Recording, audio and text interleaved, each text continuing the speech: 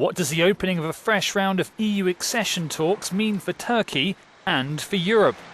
Negotiations have been deadlocked for many years, largely due to Ankara's decades-long territorial dispute over the island of Cyprus.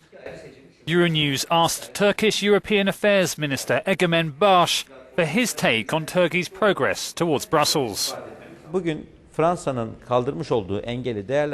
With France removing its obstacles, we're opening a new chapter in negotiations, focused on regional administration. In fact, if there were no political obstacles, we're at a point where we could easily open 12 of the currently blocked 16 chapters in a very short period of time. We even meet the criteria to close some chapters.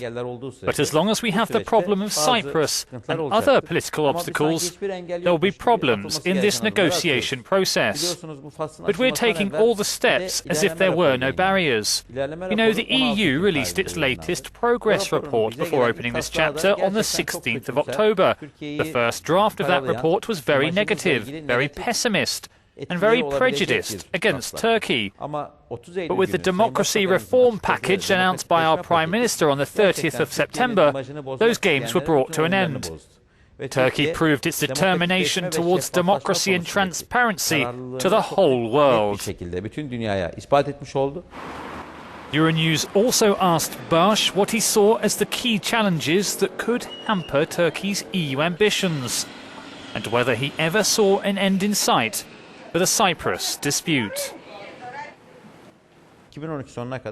At the end of this year, we expect to have a new plan, after reviewing the Annan Plan.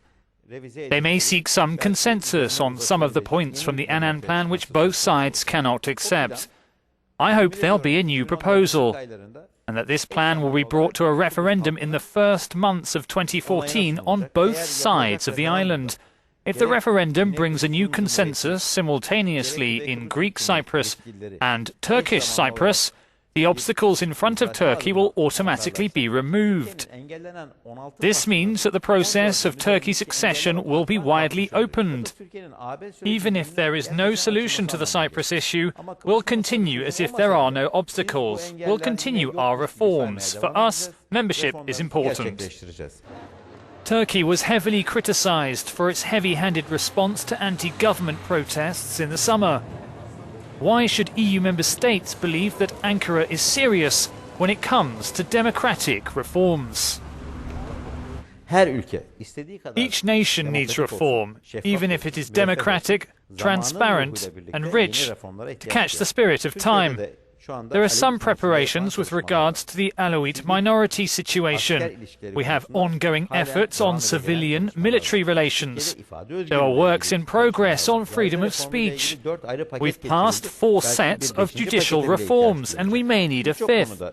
In many areas, democratization should go on.